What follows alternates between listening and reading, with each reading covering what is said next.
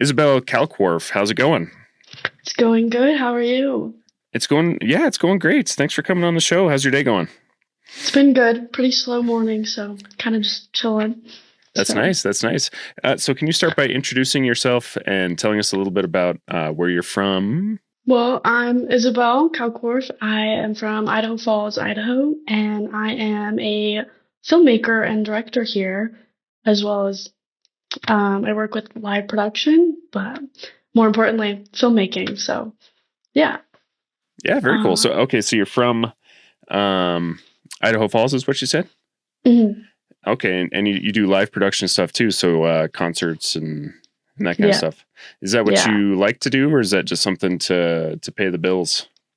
It's more to pay the bills. I do enjoy it, but it's not on the career path that I would want, but it is Yeah, quite fun. I hear you. So Do you do weddings, wedding filmography, or anything like that?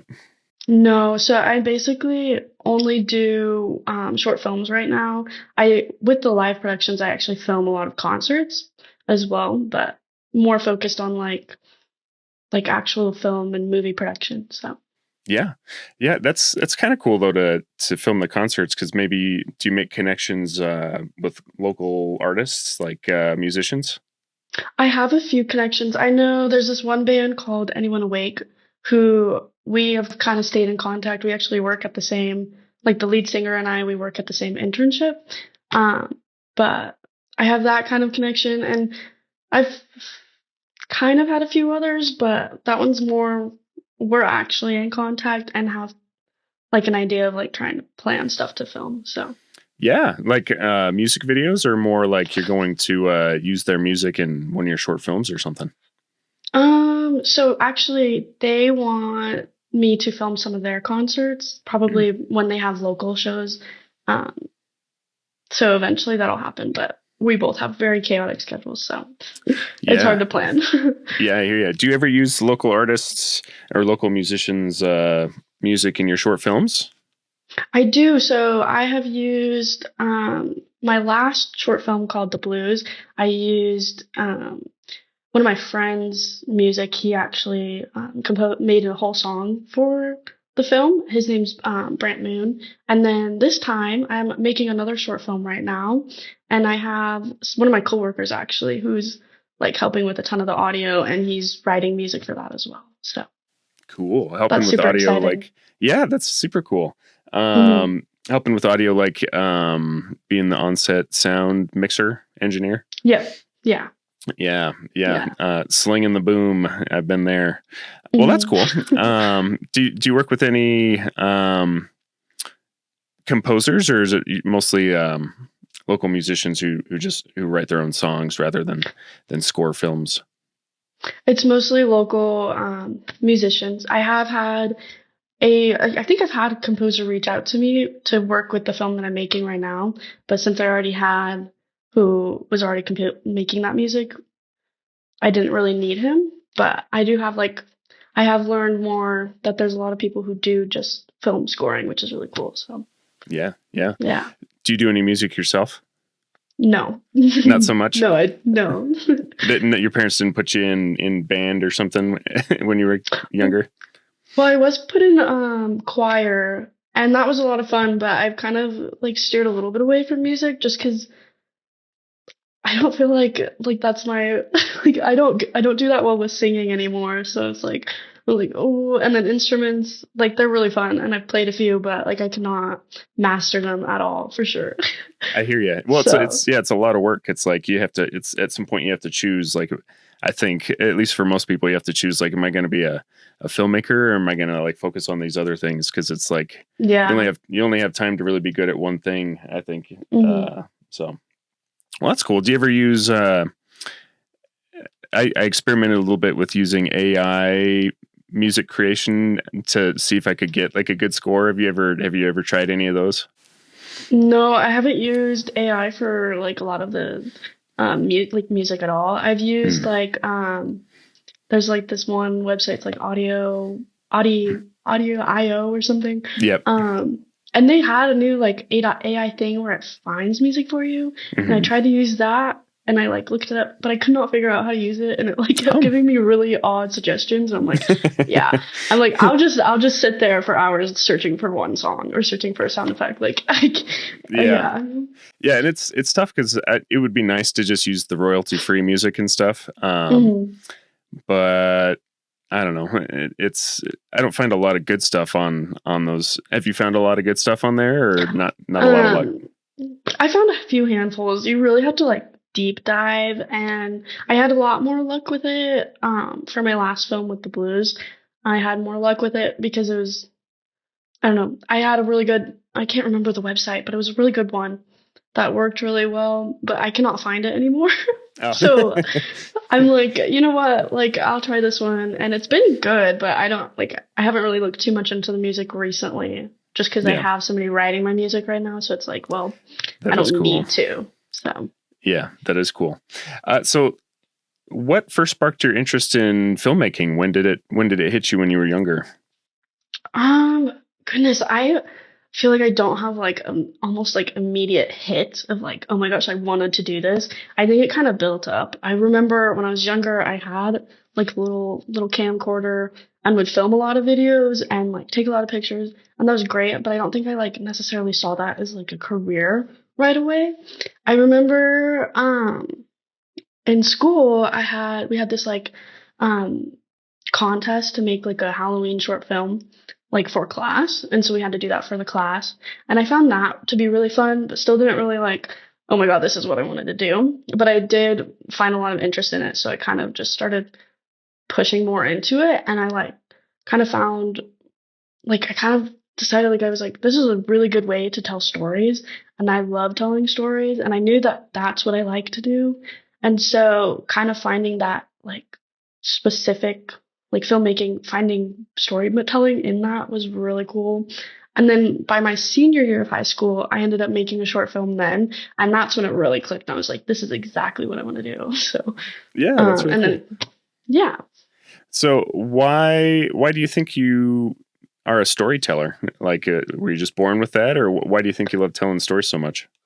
Um, I don't know. I've loved telling stories. When I was younger, I like thrived in English class when you'd have to like write all those stories, and um I would write like books with my friends, and I kind of just found it really fun to kind of embrace creativity and like your imagination. And I had a very wild one growing up, so I had a lot to just talk about. And I just found like it's such a cool way to connect with people too. Um, it's just like you are entertaining somebody through these stories, or like you are connecting with people through these stories, like either who have had similar experiences or like have no idea like that experience and want to understand it. I kind of think it's a good way to like connect with people and just kind of share your thoughts with other people. Yeah, I think it's great Yeah. too. What is it? So my brother writes novels, and my sister is writing a novel, same one she's been Hmm. working on forever. She's going to listen to this and hate that I brought that up because she's been working on that novel for a long time. Hmm. Which it sounds really interesting. It's like a fantasy series, but Oh, that's cool. yeah, yeah, it's cool. But I always kind of gravitated more toward, I guess, short stories, and then eventually filmmaking. So why do you think Hmm. you don't like writing just short stories? Like, what's the benefit of filmmaking over just something like writing short stories? When you write like a short story, you kind of, when the reader is reading it, they're seeing it in their own perspective. And so sometimes like a story is harder to portray when you don't have those visuals. And I found that it's another way of like an art form, just like using your camera to like film things. Like it's a whole new way of like showing your story and then like being just as equally as creative as your story. Um, and so I kind of liked having like showing those visuals alongside with my stories, and kind of found that that's more fun because it's like it's really my art. It's like my vision coming to life, and then just seeing it come to life is just crazy. So yeah. Yeah, yeah. What role do you think your storytelling has kind of played in your life? Is it how is it important in your life? Mm. like how's it like important, like my storytelling in my life, like wait. Yeah, Sorry, like, what's it doing? It's probably a dumb question, but yeah, what's it doing? Does it bring you purpose and fulfillment? Is it just something that you're doing as a hobby? Like what kind of purposes does it serve in your life, you think? well, it definitely does give me like purpose and fulfillment. I think it's so fun to just go out there and create those things and just seeing all of that. It's like passion. It's like seeing your own visions from your head come into like real life and come into play, and then maybe they even change from other people's like ideas, and it's just kind of cool to see. Like I've kind of seen myself like grow from that. Like I see a little bit like the views, or excuse me, let me see. The way that I like perceive things has changed over time because I notice different things since beginning filmmaking. I kind of pay attention to a lot more things that not everybody would pay attention to. Does that make sense? Hmm. Yeah. Yeah. I mean, I think it definitely makes sense. I was rewatching every time I rewatch a movie now, I'm trying to break down the script because I'm writing kind of my Hmm. first like feature length. Well, I guess it's my first big budget script. Like it would need significant money. So I'm going back and watching movies like Aliens and all these monster movies and stuff. Hmm. And it's hard to watch the movies now because I'm like, okay, here's where the for Act One ends, and here are the different the hero's journey, Yeah. and I'm always trying to look at it through. Does that get in the way of you enjoying movies, you think? Yes and no. I've kind of I pay attention to a lot of the cinematography in a lot of movies. Um, so I definitely notice a lot more from those. But with the screenplay things, I haven't like okay, I really struggle with writing, like the screenplay writing aspect. Um, so it's like when I look at it, I'm not necessarily looking at the writing, but I definitely do pay attention to like the cinematography and like how well the actors are doing and portraying their characters. Like I've noticed that a lot more. And I probably definitely like look at things a little more deeply than normal than like just a regular person watching it because I've seen like I've been through the production process at this point and like you definitely notice different things. It's like recently I've been watching The Bear and that I've loved that one, but like I really have seen a lot of the like artistic styles that they've chosen and I'm really drawn to it and I think it's really cool. But I definitely pay attention to that more than I do the actual storyline, ironically. But I like see those things a lot more. So Yeah. So what was your first film like? Do you remember your first film that you made? so first film was the one that I made in school, that like horror one. And that one's like I don't have no access of like ever posting that or sharing it. Um, but that was really fun because it was kind of just gave me an idea of how this kind of works. And then I was also in like a class where you're learning about different things. Like I think we watched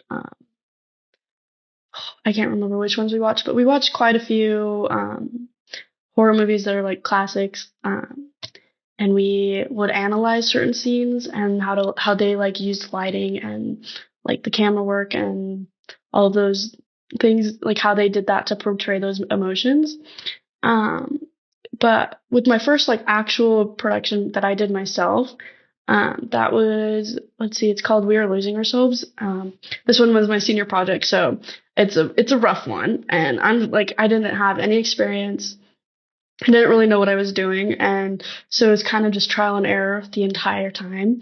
And so, I can look back on that, and I'll look back on it and probably like be way too harsh on it than other people would be. But I definitely I'll look back on that and see like where I've come from. Like look at that and I'm like, oh, like this could be improved, like all these things. And so I feel like most of my like short film experience recently has just been like trial and error and then learning from it because every time that I've produced something it gets better and better. Like this time, the one that I'm producing right now has so much more help and just the right equipment and access to places that I wouldn't necessarily always have access to when I was like shooting like that senior project. So Yeah. What was your senior project about? Do you remember the story? Yeah, so it was to spread awareness about school shootings. And yeah, so I actually chose to kind of show like the way that it affects people afterwards. So not really like highlighting the actual shooting, but kind of showing what kind of happens to different people afterwards. Like how do things change, and like everybody's like gonna experience it differently. So I wouldn't necessarily say it's the best way to do it, the way that I did it, but that was my intention for it. Yeah, yeah. So, Do you think you have a particular style in your filmmaking? How would you describe your style? Or ooh. are you still early enough to where you're still figuring things out? I think I'm still figuring things out, but I definitely have kind of I've found that I really like using like focusing on the cinematography and the acting and like music to really show emotions in my films. I think that's a big thing that I've noticed that I really do feel drawn to. But I also feel like I don't have enough experience to say that I have a specific art style or a specific genre because I haven't really like broadened that very well yet, at Mhm. least. So, Well, yeah. I mean, there's some directors out there where it's like it's really hard to even like they make amazing movies, but it's still really hard to nail down like if they have a particular Hmm. style because they bounce Yeah. around a lot and make a lot of different things. So I'm not even sure that if style is like overrated because you could Hmm. just have a wide breadth of different things. And I'm trying to think like Yeah. I feel like Spielberg. I'm not sure if I can nail down. Maybe he uses a lot of camera movement and Hmm. heavy on the score, but yeah, there's some directors who kind of just they're not Wes Anderson, right? Where you can just immediately Yeah. recognize this is a Wes Anderson movie. Does living in a rural community you think kind of influence the stories that you tell? Do you tend to tell like more rural stories, or does that not really affect your storytelling? I don't think it really affects my storytelling, at least like too much. A lot of my stories are very like it's like about like I feel like I've gotten a lot more with like personal relations or like more of the inside of somebody's brain instead of like so much of like location. But I also like I feel like it could affect it a little bit with like settings if I like decided to film something about like a big city or something. I can see how it could affect me, but I also haven't really seen it actually affect me right now. Yeah. Are there certain themes that you see creeping up in your work that resonate with anything like in childhood or anything like that? Or do you see any themes popping up in the things that you write and end up creating? Yeah, kind of. So, I do kind of use a lot of my own personal experiences to write what I write. Um, so I do kind of see those pop up, and I'm like I have a lot of those personal experiences, but I also kind of separate it and put it like obviously it's a short film. It's there to entertain people, so you want to maybe dramatize the story or something. So I feel like it's very personal to me, but it's also its own thing because they can have it's like personal experience like branched off to something a little more like I don't know, deep, I guess. Sure, generalizable. So yeah, yeah. Yeah, yeah.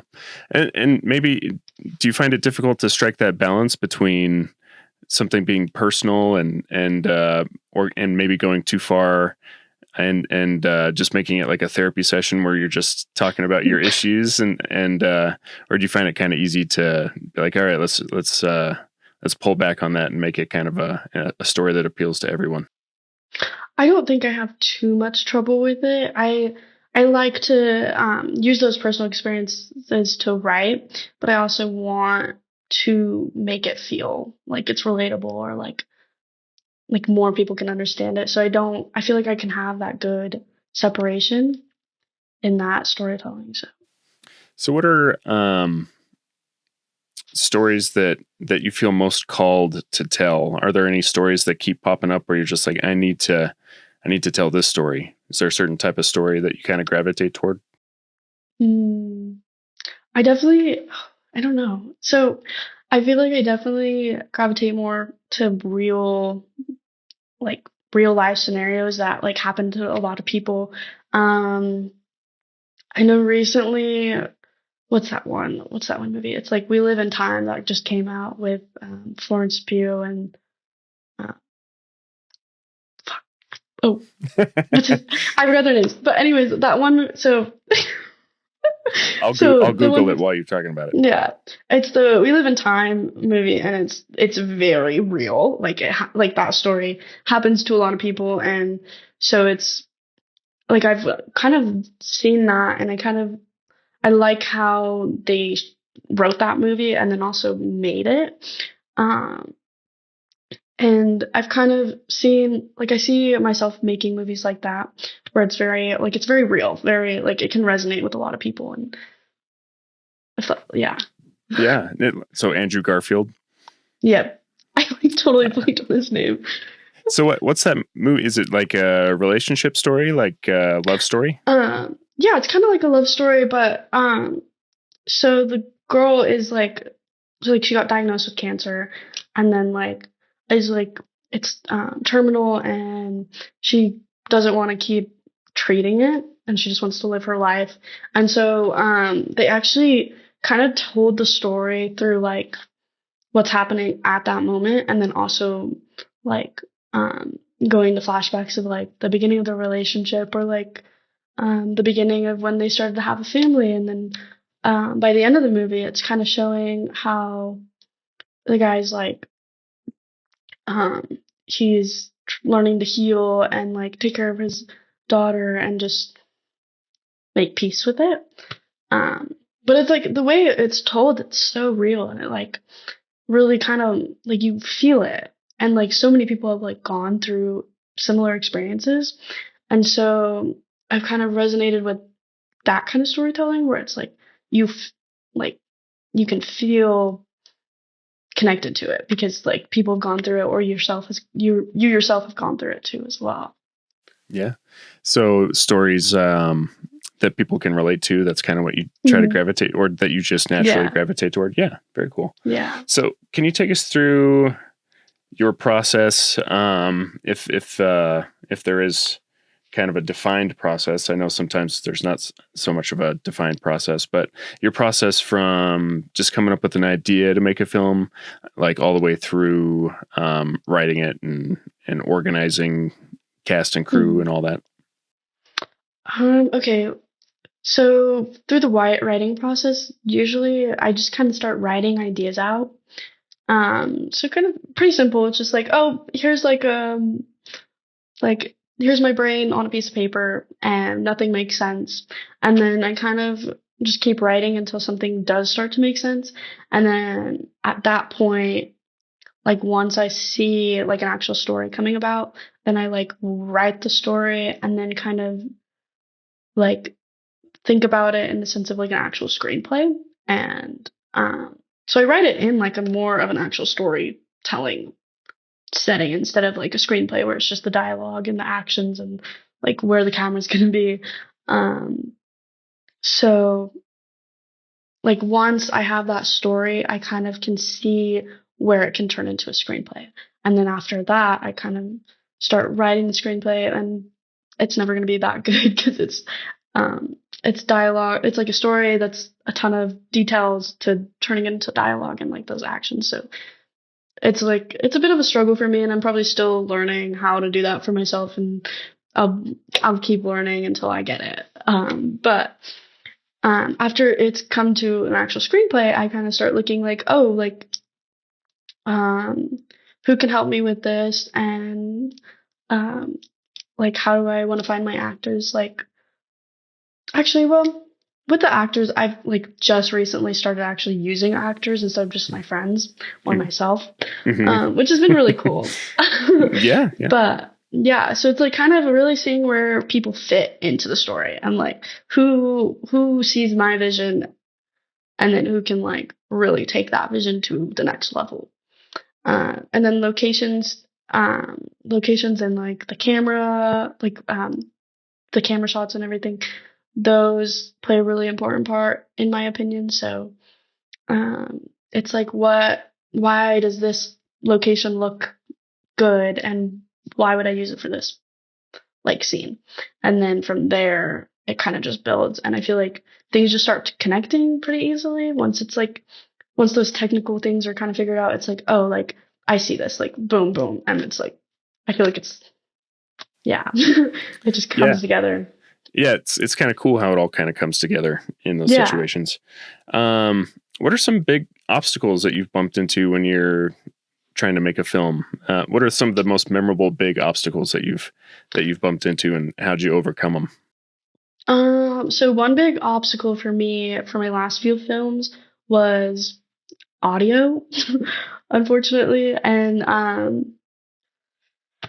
think it was kind of just once again kind of trial and error, just kind of figuring it out. I didn't really like know where to start with like doing audio in the first place, so I kind of just I would guess or use the mic on my camera, which didn't always like it worked out, but it could have been better. And so recently, like now with my job with like live production, I'm with people who basically have degrees with audio or like audio engineering, and so they have taught me quite a lot, and I've learned from that. Like I can sit there and listen. Like usually it's music, and I can sit there and listen. And I'm like, oh, like something's wrong with this, or something is sounds really good. So I can't recognize it like pinpoint exactly what's what, but I have been more conscious of that. And so with that, I kind of see that with filmmaking. Like I can notice like this is way too high of like a pitch and it's like blowing up my phone or whatever. But I've learned that, and I feel like I'm still learning audio, but that's a big one. Um, I feel like also just kind of organizing myself. Um, I didn't really know where to start with like the full production. Um, so I've just done so much more research into like how to organize myself and how to put up like an actual schedule to organize everybody else. Um, yeah, and so I actually have I've kind of done a lot of like just looking up YouTube videos or like how other people um, like schedule people. And I was actually pretty lucky. I was in New Zealand for a little while and I got to stay with somebody who built sets for different movies in New Zealand. He actually, I think he did something with zombies, and there's another one that he was talking about. Which I don't know if got released yet, but he was building those things, and he actually um, kind of showed me like what kind of told me a little bit about what they do and how they like schedule people, and talked about a lot of the call sheets. And so I have been learning how to write an actual call sheet, and so that's been new. But I think I did okay. I can't say I did perfect, but I feel like I did a little bit better. Like I've done a lot more uh, like actual scheduling and having things planned out to like not like the exact second, but I have things very strictly planned, so you know what to expect when you're coming into like rehearsals and stuff. And obviously things are open, like things do change, but for the most part, you know what's going to happen and you know what we're trying to do those days. So Yeah. yeah. When I did my first feature film like 2 years ago, Mm-hmm. and I had no idea how to organize stuff at all. And so I had Mm-hmm. my sister come over and help because I was just so like focused on creating a shot list and everything that it was really hard to like put like I needed another brain to help with scheduling. Mm-hmm. And so we created an Excel spreadsheet, and we had all the times on there and like what shots we were going to get. But one day on set, Walt, who played the dad in the movie, he's like, "What? You don't believe in call sheets?" And I'm like, "What's a call sheet? I don't even know what." So I had to. Yeah. After that, I was like googling call sheets. Like, oh well, Mm-hmm. apparently I'm supposed to create call sheets. Well, now I know. Fine. Are you are Yeah. you um are you a camera nerd? Like, do you like to operate the camera and kind of choose lenses and stuff, or do you leave that more to the DP? I definitely do operate my own camera. I wouldn't say I'm like super specific about like, oh, this lens needs to be used or this and this. So that's also been the thing. Like I have done most of my own. Um, I've been the DP for most of my own films, or I have my friends helping me who I teach them on the spot how to do what I'm trying to do, or like we'll be like, oh, this scene, it's a really long take, and we have to choreograph exactly each step of the camera because you have to move. Like I didn't have a gimbal at the time, so we had to like learn how to just move the camera without even like feeling like somebody's moving it. But so it was like I feel like a lot of the time we would sit there and choreograph these scenes, especially with the long takes, because it's like it's not cut, so you have to go through the steps every single time. So it'd be like me, I would like sit there with the camera, I would see what angles I liked, and then I'm like, okay, whoever's with me, whoever's gonna film this, like follow me. And then they would follow me and see where the camera's going, and then they would do it, and then like it would just like we would check it and then we would do it again or we wouldn't, and like um yeah. So I've definitely followed a lot of the cinematography of my own, like using my own cinematography or like my ideas on that. So um yeah, but I've taken a lot of people's others ideas. Like I have one guy, his name's Abel. He was my assistant in the last production that I did and is also my assistant on this one as well. And so he's kind of seen me go through like, oh, this looks bad, or like, oh, this looks good, and then he like knows how I'm thinking, and he's like, oh, well, why don't you try this, or what about this? And so that's been kind of nice. It's like um, I'm just like learning like how to actually communicate what I want, and then just seeing other people know what's like a good way to say that? Like seeing how like people can make what my ideas are to their own, and yeah.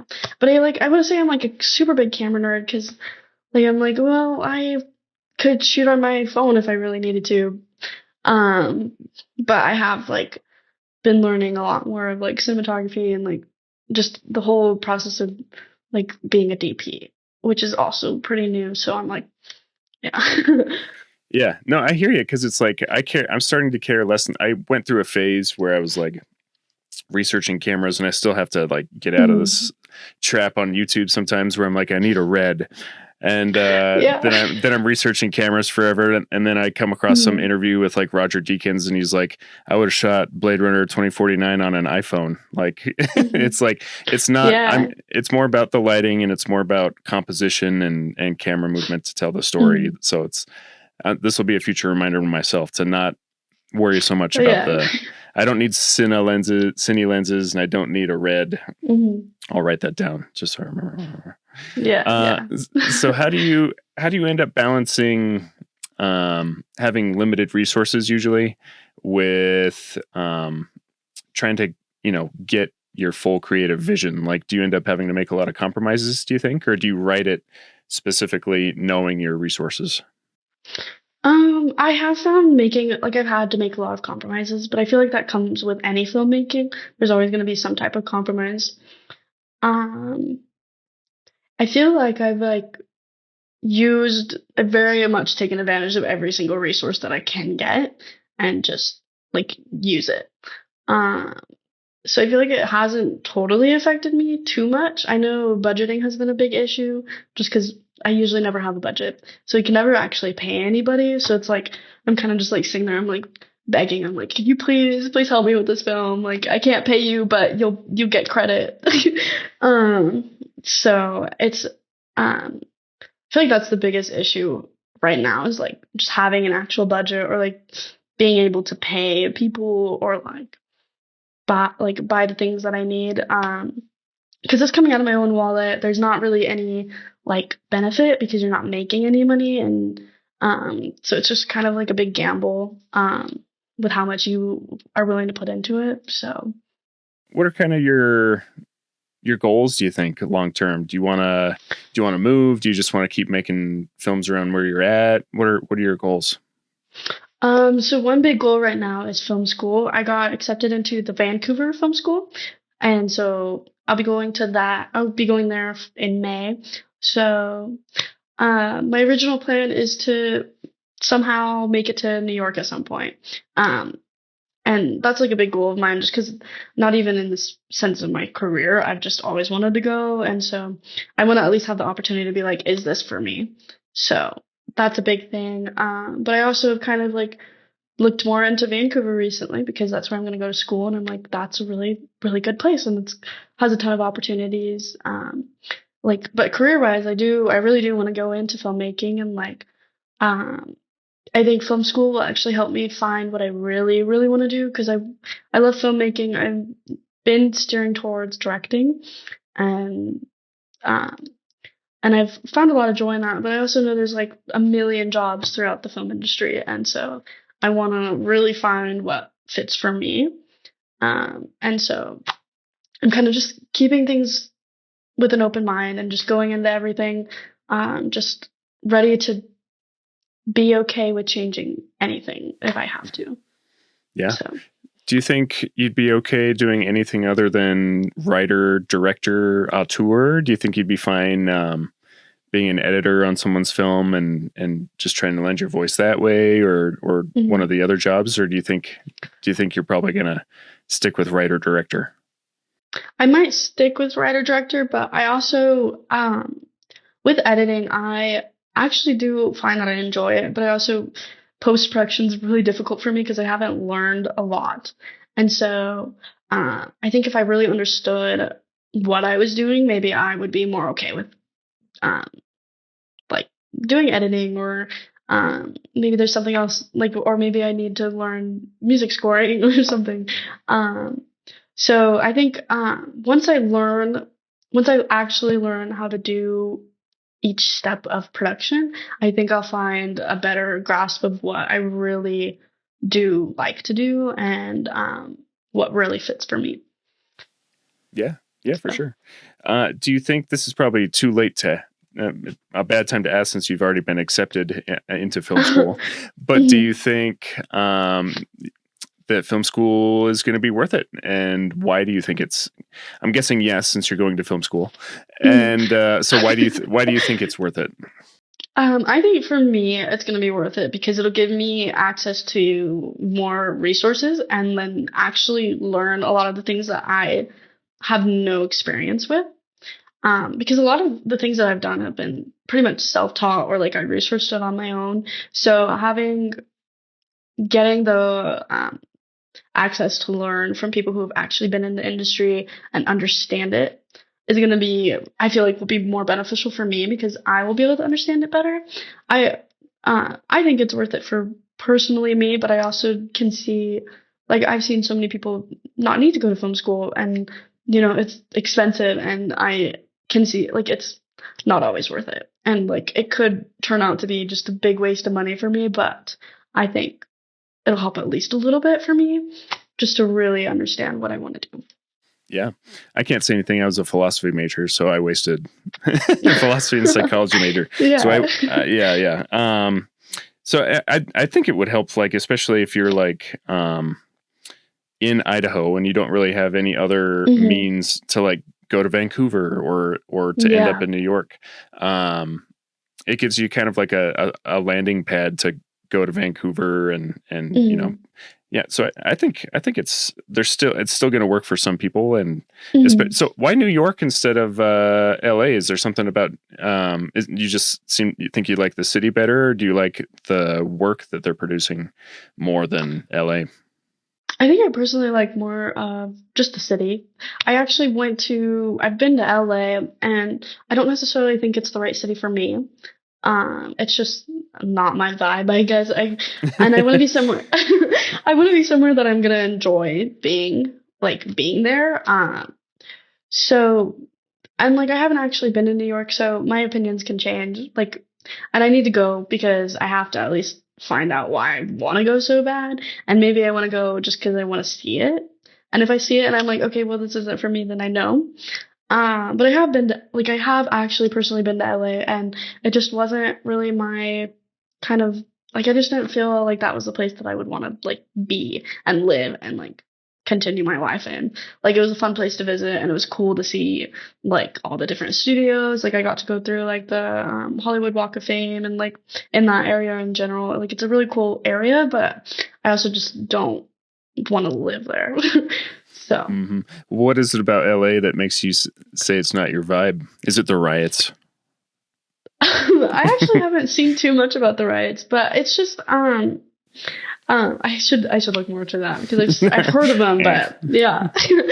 But it's just like when I was there, I didn't really like I feel like for me, I'm very much somebody who's like if it doesn't click immediately that this is something that I want, then I'm just not gonna really pursue it.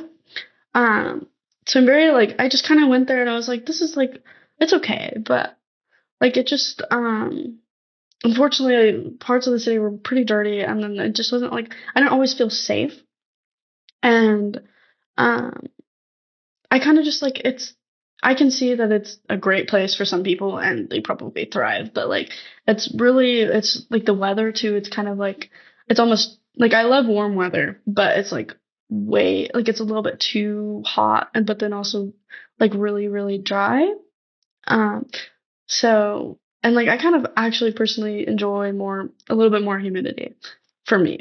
And I know a lot of people are like, "Oh, you're crazy for that," but it's just I like having seasons that I've and I it's just a little bit too hot and just I don't know, I just didn't feel like that was like the place for me because I feel like once I'm in the place that I think is gonna be exactly what I want, it'll just click immediately. It'll be like I need to live here, like this is my spot. And I feel like I'll know it. Like I'll know, you know. Yeah. So And so you're telling yeah. me that place is not southern Idaho? That's true. It isn't. It is not. So it's Yeah. not. And yeah, Southern Idaho is it's a special place in my heart. But I also know that I probably won't live here for the rest of my life. I But feel you. I feel you, sister. I'm stuck here, but so next question, do you experience doubt in your career path or in your capabilities, and how do you overcome doubt? I experience a lot of doubt. I always like second guess it. I'm like, is this really a good idea? Like already I know that film school is really expensive and I will be pulling out loans. Like I already know that's such a big thing and it's like, what if I go and I decide that I just hate it? Uh, and there's other doubts like, oh, like what if this film idea, like the one I'm shooting right now, I'm like, what if this doesn't like actually come across the way that I want it to? Or like, what if it just doesn't work out? And my goals with this film is to just like put it into film festivals and just put it out there. And I'm like, well, what if it just doesn't take off anywhere? So there's plenty of doubt in my head, but one big thing that's keeping me going is like I'm like this is like I have thought about this for a good amount of time that like stopping when I'm just starting doesn't really feel right, and also like um I feel like a lot of people have these like big dreams and they just never actually try. Like one big thing I've like started traveling. Like I went to New Zealand for 5 months. That was really cool. And that was like a big thing. Like it's one of those things. It's just like you just have to take those steps and just really like you're basically just putting yourself out there like with no expectations. Um, and like if you're I feel like if you're thinking about it constantly, like to the point where like you are at least thinking about it every single day, like it's at least worth it to put enough effort to really try to see where it's going. So yeah. Yeah, I think that's great. I think that's perfect.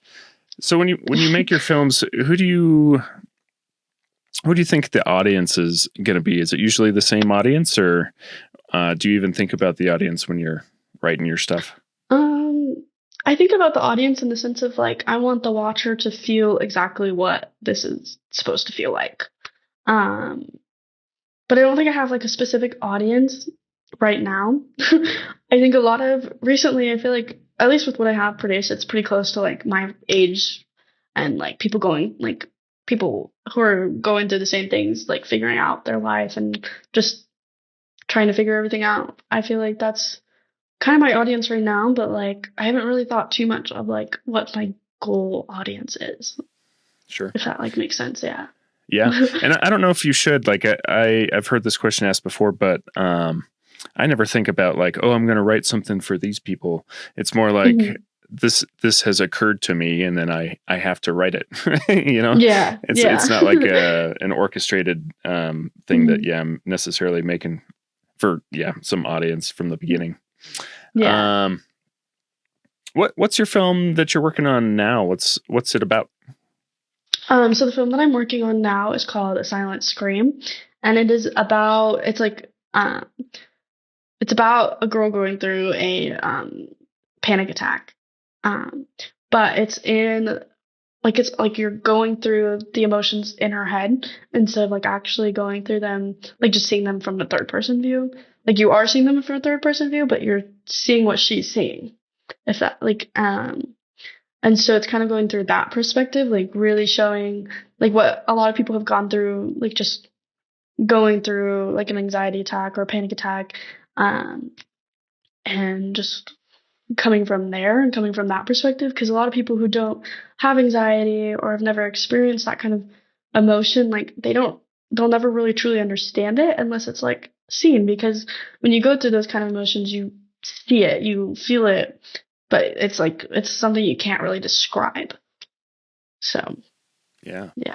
Do you struggle with anxiety? Is that why you're writing about panic I do, attacks? yeah. Is to kind of, Mhm. you seem so chill. You hide it very well. Yeah, Uh, well, yeah, I've grown a lot, so I've like really learned to balance myself, I guess. But yeah. yeah. So with the anxiety story, is there?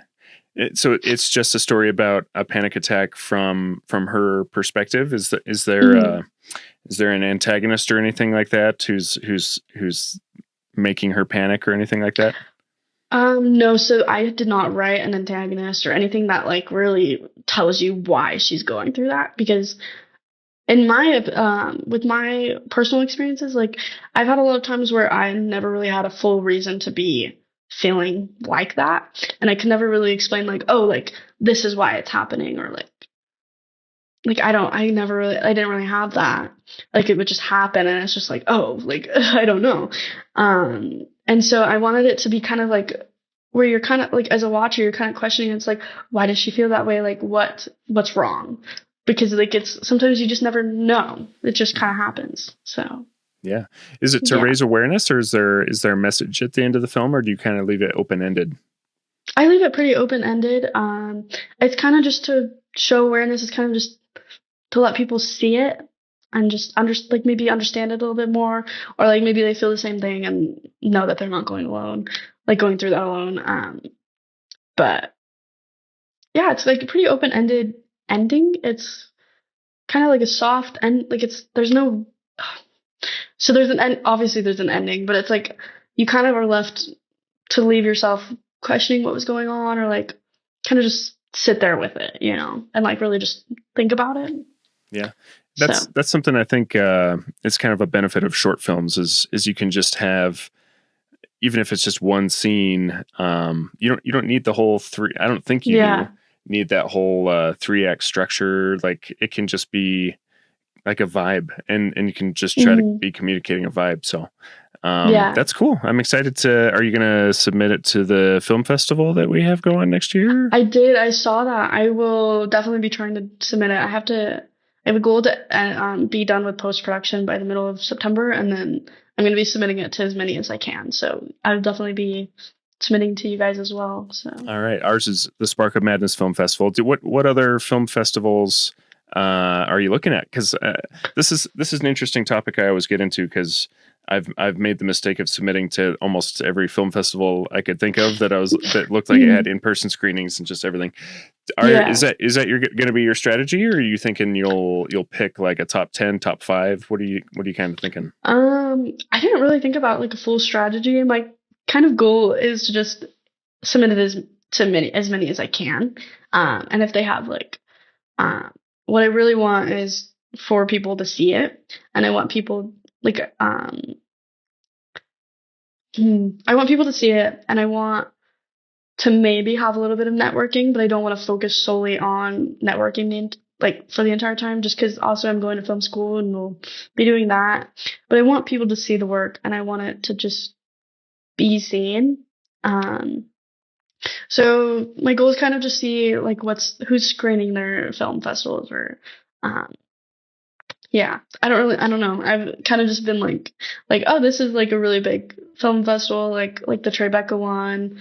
I'm gonna be submitting to that one for sure. And then I was looking into a few international ones as well. But I don't know. Submissions are expensive, so we'll see how much I can afford. Yeah. I So, spent $3,000 on oh film my submissions, gosh. which it's a good chunk of change. I could have used that Yeah. for like a lot of other stuff, like just to make a sweet short film. So that was a big mistake because, you know, a couple of them were like online festivals, which I don't recommend. Yeah. But even if I got into some of these festivals, like they were like, they weren't all necessarily even like big important festivals, so I'm not even sure why I was submitting to them. So my strategy now, tell me what you think of this strategy, is I'm going to submit to like the big 5 or maybe even the big 10.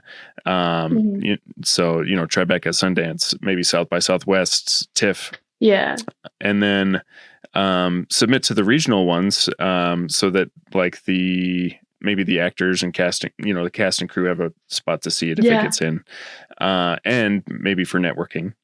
And then that's it. And then I think I might just post online if it doesn't get any sort of distribution deal after that. What do you think you're going to do? Are you going to post online after your film festival run? I was thinking about it. I think with the last ones that I've done, I did that, and I actually posted those at the same time. But I think it's good to like at least post them. I was thinking about doing that. If there's another way that like if I get an opportunity to distribute it with making money, then I would love to do that.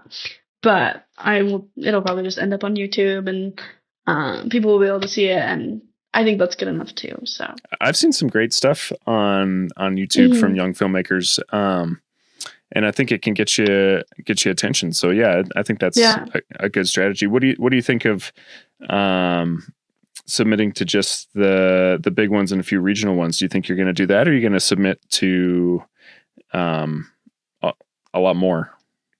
I think that's actually a really good idea. I definitely wanted to submit to some of the big ones, and then I didn't really I've been considering obviously submitting to more local ones, but there's also very few options for ones here in Idaho, like Southeast Idaho. But I've seen like decently regional ones. There's I will probably miss the Sundance submission, unfortunately, but I know there's a few other ones in Salt Lake, so I can submit to those ones.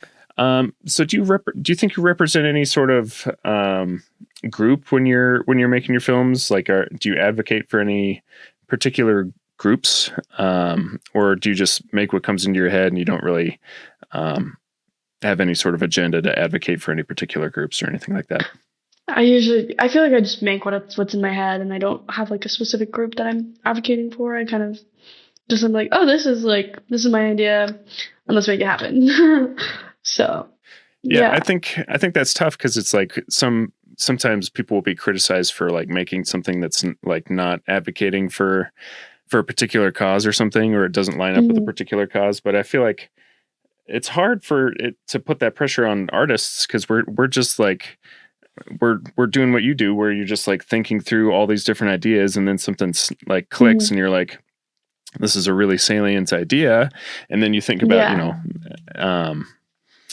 how to make it and if it makes sense and everything. But so yeah, I feel like that's kind of an undue constraint on the artist to kind of expect that kind of advocacy in art. I feel like if you pull it off as an artist, good for you. But like, I don't feel like we should expect that of artists. I don't know. Do you kind of feel the same way, or? Yeah, I definitely agree with that. So yeah. I feel like so you are. So do you so you're working on your short film now, which is Silent Scream. do you have any other short stories floating around in your head, or are you really focused on Silent Scream? I'm mostly focused on this one. I have a few ideas floating right now that I've been kind of trying to write a screenplay with. I keep changing the idea, so it's like I have this really good start, and then it's like, oh well, like this could happen and this could happen, and it's like, okay, well, I should narrow that down. So I've been looking into starting like really writing on that one as well, and then hoping to maybe even try to produce this winter, and then I'll get 2 short films out at least before I go to school, and so it'll be four total films that I've already produced, which is great. It is great. But That is great. yeah. And then that's great going into film school, and yeah, hopefully you just make like a whole lot when you're in school. Have you written any feature length scripts yet, or? No, I've been looking into it. Like I want to, and I think it'd be real cool to write a full feature. But it's a feature. It's a lot longer than like what I've been doing, which is like 5 to 10 minutes. And so I think I will actually really dig into like feature films once I've at least been through most of film school, so I can really like I'm really understanding what I'm doing, and then I can like actually narrow down like an actual story, and then like pay attention to what's really important to that storyline. Because I can easily cut out as much as I want on these short films. Like I can have like a screenplay written for 30 minutes and it's cut down to 15, but to make the story longer, but also not feel like it's dragging is a whole nother whole nother thing that I need to learn. Yeah. Well, no, I try to, I steer away from just like sitting down and like, I'm going to write feature length scripts, even though it's probably, it would be really good practice. And maybe I should do that more, but I'm a big advocate for just like write what you're inspired to write. And if you're not inspired to write anything, it's hard to like force inspiration and be like, all right, I'm going to write 90 pages. Force myself to be inspired. And so it's like, I don't know if you can really do that. I can't really do that. Like I get inspired to write like a scene, and then I try to maybe build off of that. But like, yeah, it's hard to just be inspired to write 90 pages all at once. I don't know. Yeah. It's hard. I don't know. I don't know how people do it. Like, I don't know. I probably just need more practice. Yeah. Yeah, so, maybe. Yeah, maybe. So what advice do you think you would give to young filmmakers? Do you have any advice or a message you'd like to pass on to maybe someone in high school who's got that initial spark like you had? What's like a piece of advice you might give them? The piece of advice, let's see. I feel like the biggest thing is just like take the time to just either take your phone out or take a camera out and just start filming things. And really just like actually dig into it. Like if you are thinking about it, at least take the time to try, because when you at a certain point, the older you get, like it's harder to like actually fall into it, and it's like acting or modeling or like even music too. It's like if you don't just start now, then the likelihood of you like putting it off and then just never doing it is so high, because it's a really hard thing to really get into. So start doing stuff and like put yourself out there and take a camera out and do something, even if it seems stupid, but do it anyways, I guess. And get a good microphone, as we've both learned the hard way. Is you should get a good microphone. Maybe maybe a sound person or something. But all of our first movies had some rough audio. Yeah. So what are a couple quick wrap up questions? What are a couple of your favorite movies? Ooh. I feel like my favorite movies are changing all the time. I have to say, like, one of my actual real favorite movies, like, of all time have been, like, Coraline. And I love that movie. But the more I've gotten into filmmaking, the more I've actually kind of loved, like, the Dead Poets Society. I really liked that one. I'm trying to think what's another really good one that I like. I do like Wes Anderson a lot. I love the Fantastic Mr. Fox. Dead Poets Society actually has the quote for where we got our Spark of Madness Film Festival from. You know, he talks Oh about like yeah. you're only given that little spark of madness. Mhm. Yeah. So what is it about? Is there anything about those movies really that make them your favorite? Why do you think Um, Coraline stuck with you so much? Coraline has definitely just been like almost a comfort movie for me. Which is so funny because so many people have told me like when they were kids they hated that movie and it was terrifying. But when I was younger, I loved that movie. Like I remember watching it like almost obsessively. Like that was one of the only movies I would ever watch. Um, and I think that one's just more like comfort. I love the story. It's great, and it's from my childhood. It's like I love it, and it'll always have like a special place in my heart for that. Um, for like the Dead Poet Society, like I think it's such a great movie, and it's very moving, in my opinion. And I just love the writing on that one, and just the way that they built the story and made it. Like I think it's a good one, especially for people learning about like filmmaking or just kind of like in a like almost stuck in a rut. Kind of gives you a little bit of like, oh, like that's like it just gives you a little bit of inspiration, in my Yeah. opinion. So Yeah, yeah. inspirational. I totally agree. Do you have a Mhm. favorite? You said you like Wes Anderson. Do you have a favorite Mhm. filmmaker? I don't know if it's Wes Anderson or not, but Oof. I don't think I have a favorite. I keep finding new people and like new directors or new film like any new people and I'm like, oh, this is amazing. And I think I've definitely feel like I've been steering more towards filmmakers who do have a very unique style. Like Wes Anderson has a very, very unique style. And so I've kind of found myself steering towards those people. Um more so than others. So yeah. So you think more? Do you think they have to be writer directors for to be top tier, or like a lot of people refer to Scorsese as an auteur, mhm. but he doesn't write his own stuff. I know he's got his really he's got a particular style, but I Yeah. struggle to call him an auteur. Um, I don't know. Does it matter if they're writer directors, or to you at the end of the day for them to be your favorite filmmaker, or not so much? I don't think it matters. I think if somebody's really good at what they specifically are doing, I think that you can see it and you notice it, and that's what's important to me. And it's like also you can see the passion too. Like if somebody's really into it, you can really see it. Mm-hmm. So.